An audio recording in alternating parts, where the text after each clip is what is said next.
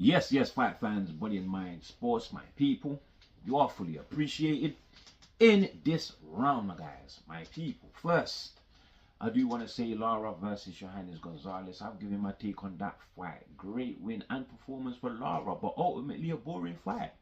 Also gave my take as to why Alim Konali couldn't make it to the Lara fight because of his failed VADA testing and is now waiting on his B sample.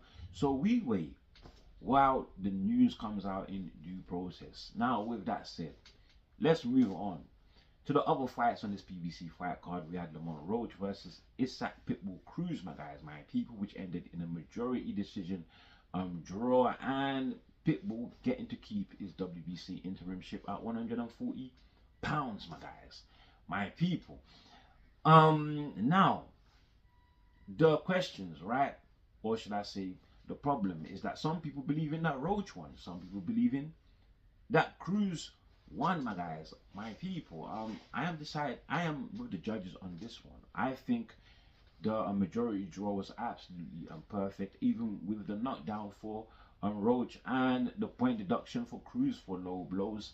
Still does not change anything, my guys, my people. I thought Cruz had it to begin with the volume and punch count, but Roach's effective counter punching, his defense, and of course his bare accuracy sort of leveled things out, and they both worked across one another out, my guys. But of course Roach thinks he won, and he thinks he wasn't given a level playing field. He believes the rabbit punches and then the holding and him breaking his hand in the 5th round, he says, and played a part in this, and he wants the rematch, my guys, my people. But Cruz says, what about your headbutts? What about your rabbit punches? What about the referee siding with you, my guys? So they both have gripes, my guys, my people. But ultimately, look, Cruz says, to hell with it. I'll give you the rematch. I am not Gervonta Tank Davis. Of course, he's taking a dig at Gervonta Tank Davis, as both fighters now, Roach and Cruz, have something in common. They've both gone the distance with Gervonta Tank Davis and scored performances that had fans calling for rematches that never came into fruition, my guys. But I believe Gervonta Tank Davis may have seen something in Cruz. Maybe we have seen something in Cruz also, because in that middle round, was Cruz trying to box there? That's unlike him, and I don't think it was entirely up to him, because Roach, for the majority of this fight, stayed center ring with Cruz and fought his fight. Maybe that threw Cruz off. Maybe Cruz's relentless style is finally not as efficient as it used to be, my guys. Maybe he's slowing down, and maybe Tank has seen this, because not only has he berated Roach's performance and thinks he lost, but now he's calling out Cruz. You know, Tank is calling out Cruz. Do I want to see a Cruz and Davis rematch? Hell no, my guys, my people. I think there are other fights, bigger fights, better fights for Tank Davis. And do I want to see a Cruz Roach? No, not that rematch. They're both equally talented. They're just as good as one another. Good fighters. It will be the same, my guys. What's the point? Now, with that said, let us now move on to other fights on this PBC card. Of course, we had O'Shaquie Foster, Stephen Fulton, and O'Shaquie Foster absolutely taking Fulton to school. Schoolboy Fulton to school, my guys, my people. To clinch the WBC interimship at 135 pounds, my guys, my people. Of course, we know this fight originally was supposed to happen at 130 for O'Shaquie Foster's WBC title, my guys, my people. But that title couldn't be on the line anymore because Fulton, he missed weight by 2 pounds, my guys, my people. So the WBC, because they didn't want to miss out on sanctioning fees, right, they decided instead that they will come up with another robbery scheme, my guys, my people, as they have become synonymous with now. They decided that they will move the fight to 135 pounds, my guys, my people. Yeah, Yeah, my guys, just so they can charge sanctioning fees, my guys. So look, not only are they not penalizing Fulton for missing weight, but they have rewarded him for with a title shot. Isn't that crazy? They rewarded him with a title shot. So now they're rewarding fighters for missing weight, my guys. Absolutely crazy stuff the WBC is doing. They are just making things up as they move along, my guys, my people. So no surprise there. But look, Fulton, discipline. I mean, only 2022. Was it 2023? He fought Naya anyway at 122 pounds, and he lost, of course, his unified straps. And since then, he has moved up 3 divisions to fight, of course, Foster. But like I said, you know, he missed weight at 130, and already it's only 2 years ago he was at 122, and you're missing weight. Totally unprofessional, undisciplined. They have to find something to do with him. They really do, because at this rate he's not going to make it at 135 pounds, my guys, my people. I'm clearly you look bloated, and he's just look lost. Had no idea in there. Foster now at 135 pounds, he is the WBC interim champion, and I think he will be elevated to full WBC champion as soon as Shakur Stevenson moves up to 140 pounds to challenge Teofimo Lopez for his WBO strap in January, my guys, my people. And at 130 with Oshaki's title vacant, well, Jazzy Dickens has now been elevated, and now has that title. He is now the full champion we have on UK soil. Of course, we have Nick Ball, Lewis Crocker, and also Fabio Wardly. He joins that pack, my guys, my people. Now, one more fight I want to talk about on this fight card. There were other fights, but I want to talk about Frank Martin, my guys, my people, versus Rhesus Bartholomew. This was at 140 pounds, which I think is a much healthier division for Frank Martin, who looked absolutely drawn and weight drained in the Gervonta Tank Davis fight. I'm not going to lie, my guys, my people. So yeah, but at 140 it is looking super strong, and that knockout, short straight left, contender for knockout of the year. But let's see what he has. What more can he do, my guys, my people, in the division? Let's wait and find out in time.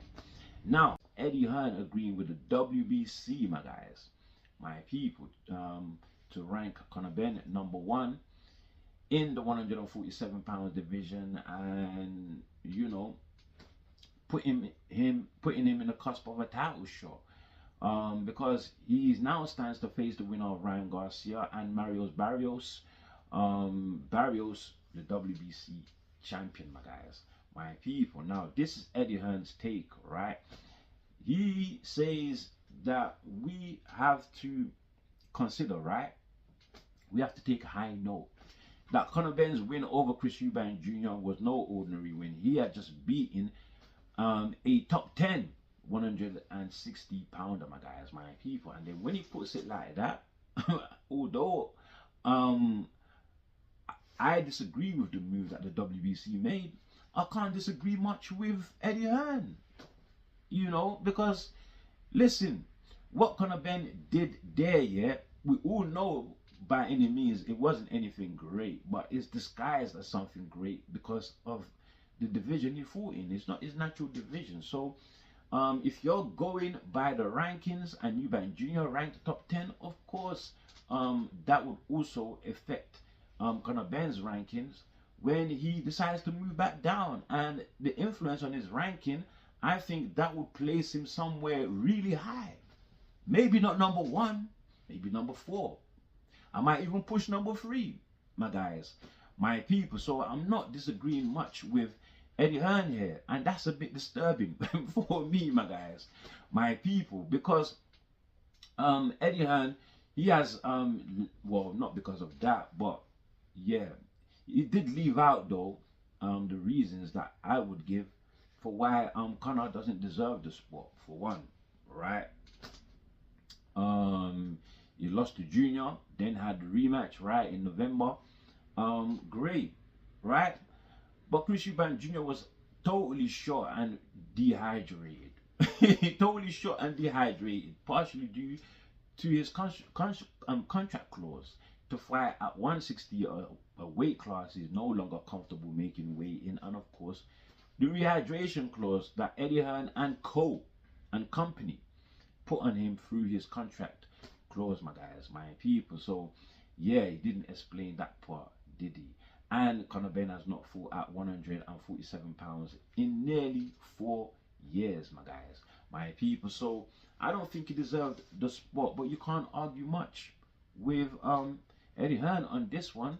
And that goes to show you that when you do things properly, even when you are going by the order of the rankings, some fish like Connor Benn can still slip through the netting and catch top 10 fighters like Chris Eubank Jr. at the right time when they're slipping, when they are clearly slipping and slipped, my guys, my people. Chris Eubank Jr., who currently, you know, there's all sorts of talks about whether he should carry on fighting or retire. And there's this mystery illness that he has that is affecting his health drastically, my guys, my people. And photos of him in hospital showed up, you know, that he's been put out there on social media, and it is very, very concerning, my guys.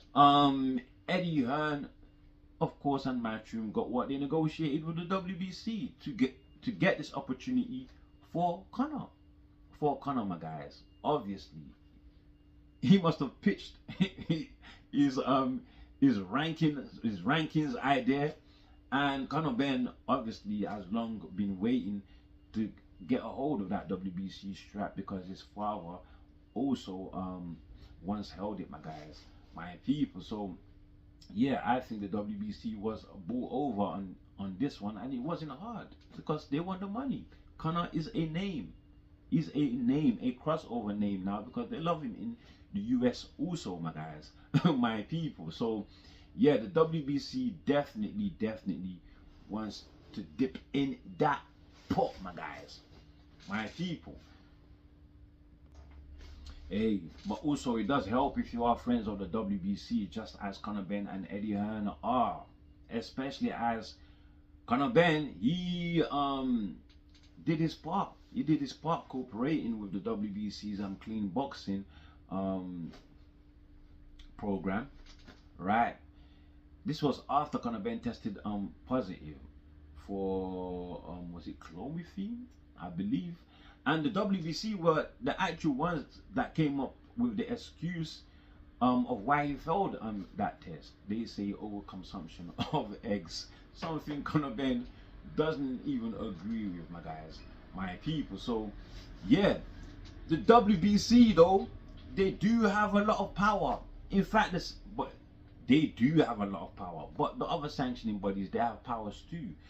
Simply, I say this is because the sanctioning bodies, they are the only ones with the power to rank fighters, right? And so they decide who ultimately becomes champion or does not become champion, my guys, my people. And this is why some of the questionable moves that they make needs to be get rid of in the sport, my guys. Needs to get rid of in the sport. It is killing careers. It's building careers, but it's killing careers. They building careers that they are only interested in, my guys, my people. And that is what Turkey Al Sheikh and TKO and Dana White, they are trying to get rid of with their league. You know, they want to be the first promotion to rank their own fighters, you know, and that is why they want to amend the Muhammad Ali Act, my guys, my people. Yeah, this is not really a threat to boxing, the Wild Wild West as we know it. TKO is not a threat to it. It can only coexist, my guys, my people. You know, it can only coexist unless they change their way or their proposed way of how they're going to do business in the UFC's sort of model, because currently, the biggest avenue where fighters can max out on their potential earnings is, of course, the Wild West, as it currently is. So this is coming to coexist.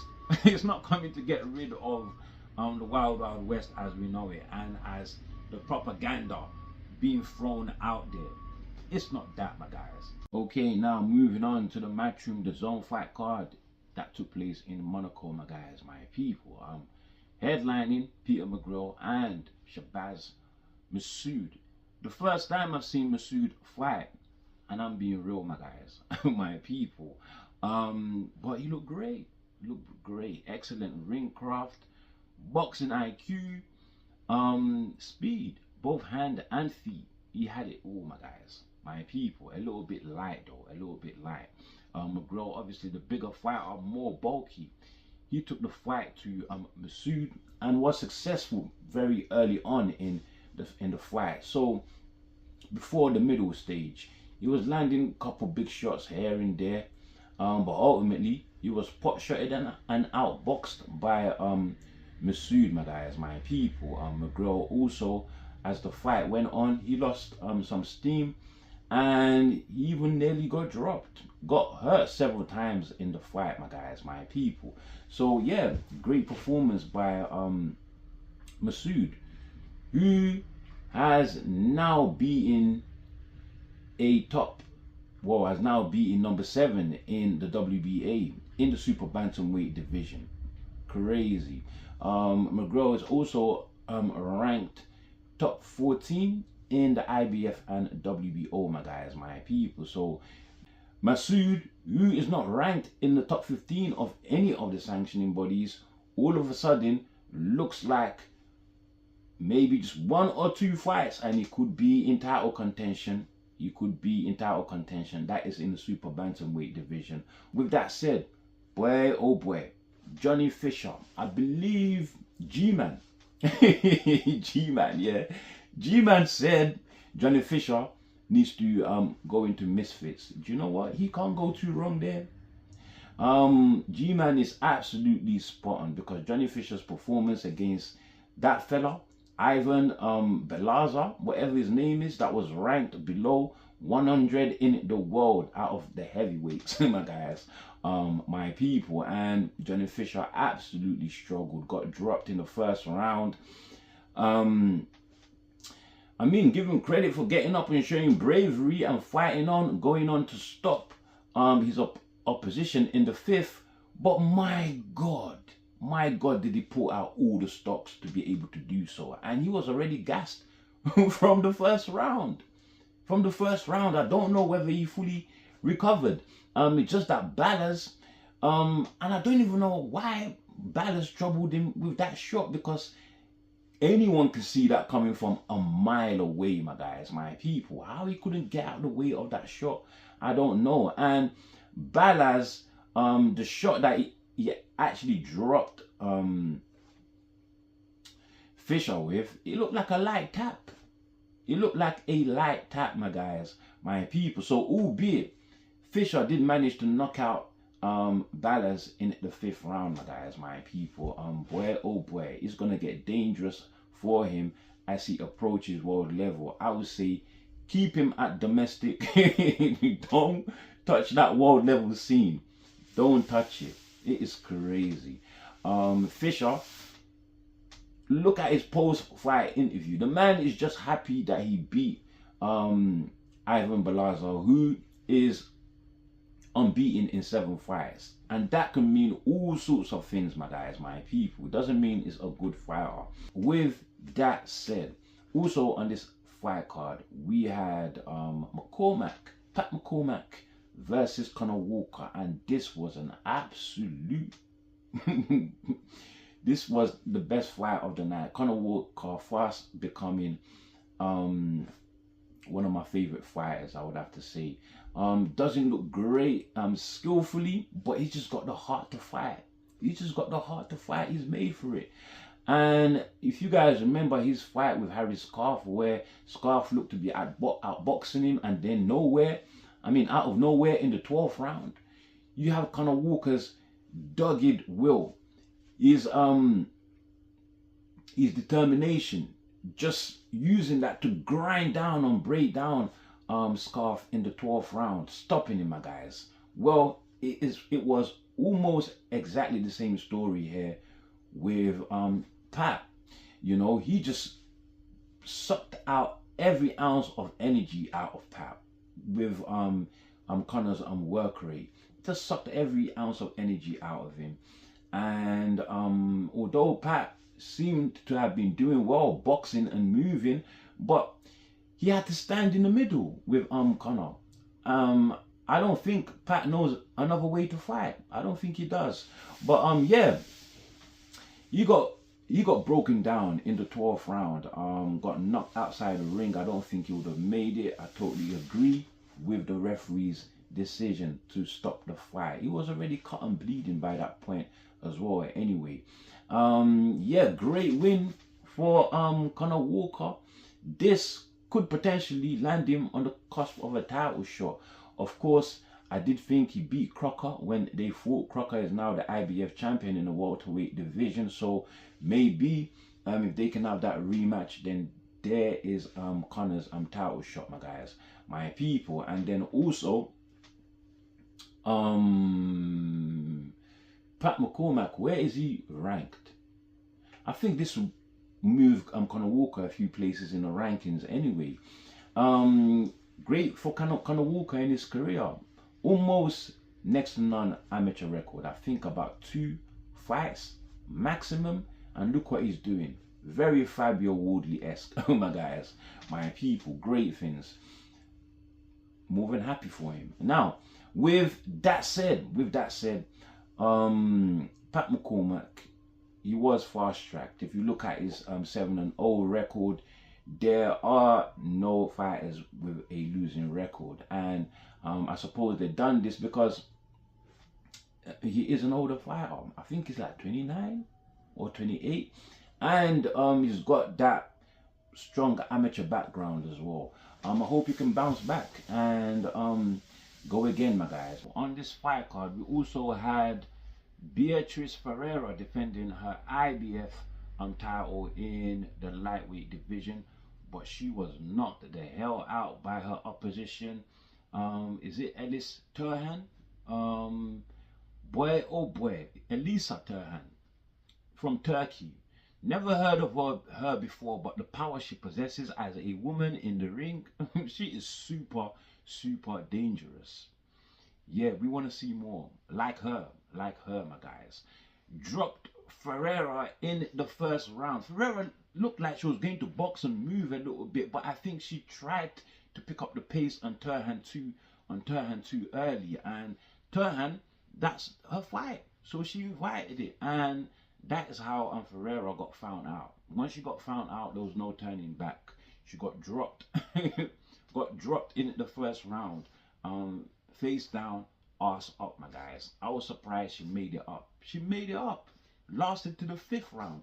Got dropped a couple times before the referee decided, you know what, yeah, I've had enough. You could see in Ferreira's face, she was just stunned.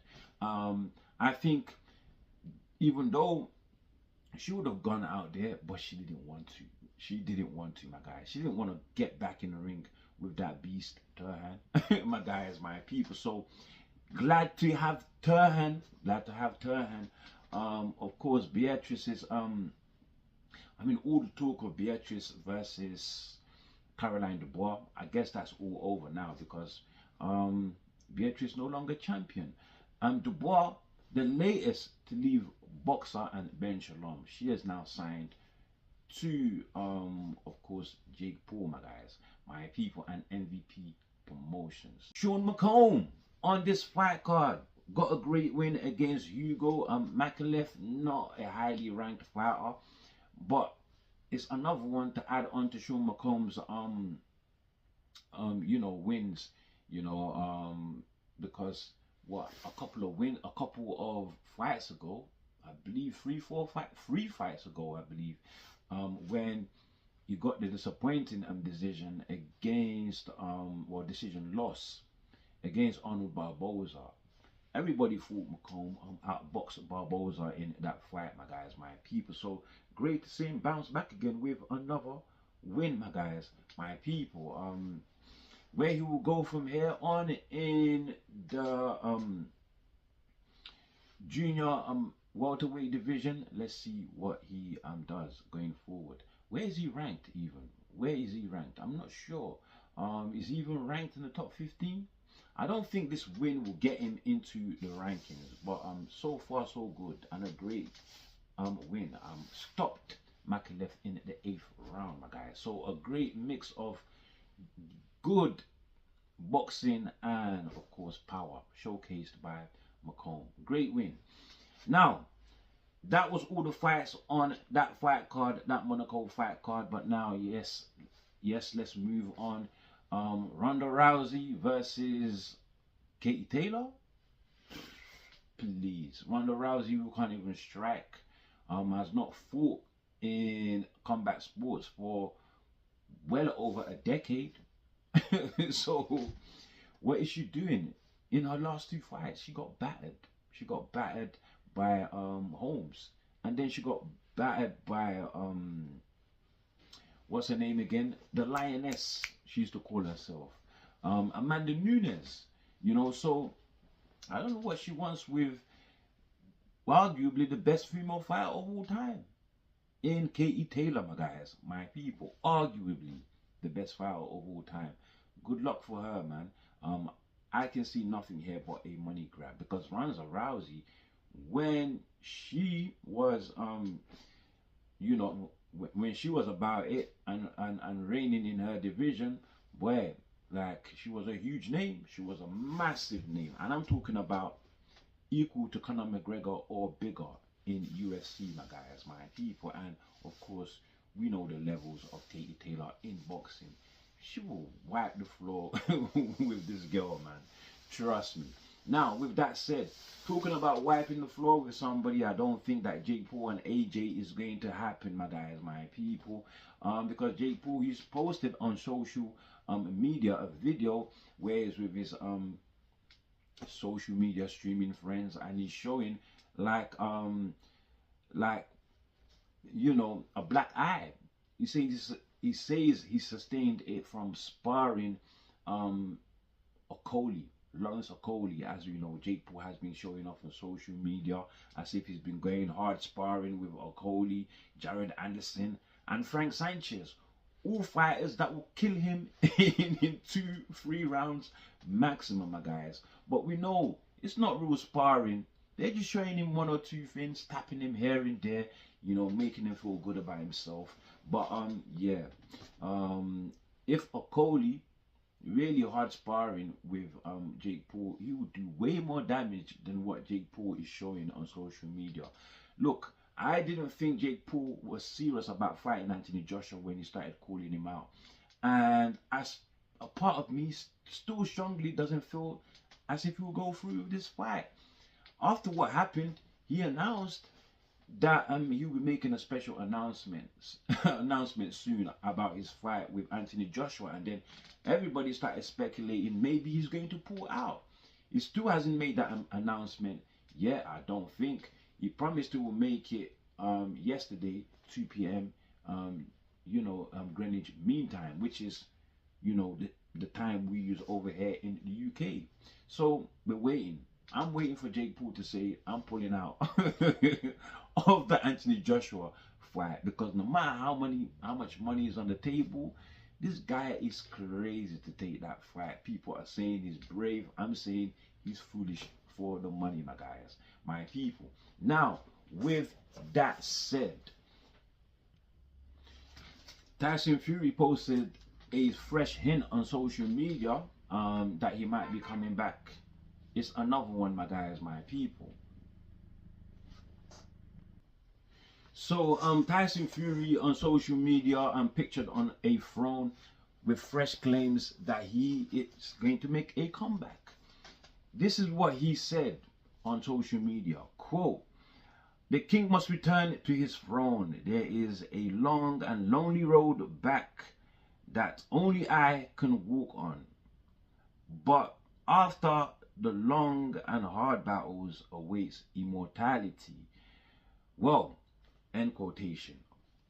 After that release, well, Spencer Oliver of Talk Sports, he believes that Fabio could be in with a fight with Fury. That Fury may take the Fabio fight because he thinks Fury talking about, you know, the king must return to his throne, that he wants a Fabio fight. I think Fury will stay well far away from Fabio Wardly, with all respect.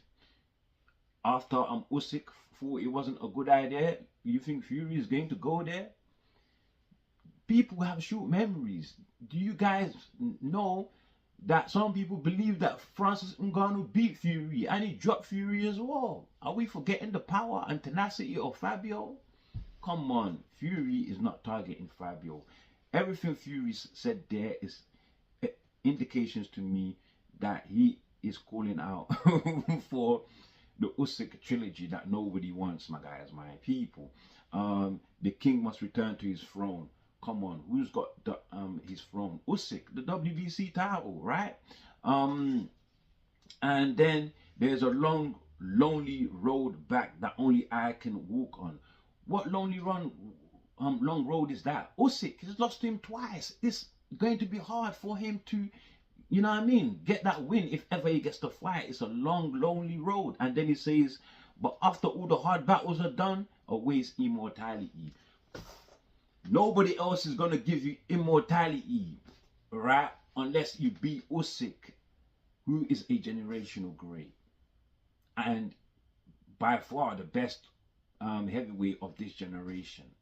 So far, my guys, my people. So, yeah, I'm just going to leave it at that. I don't know what Fury is on. If it's not an AJ fight, I'm not really interested, to tell you the truth.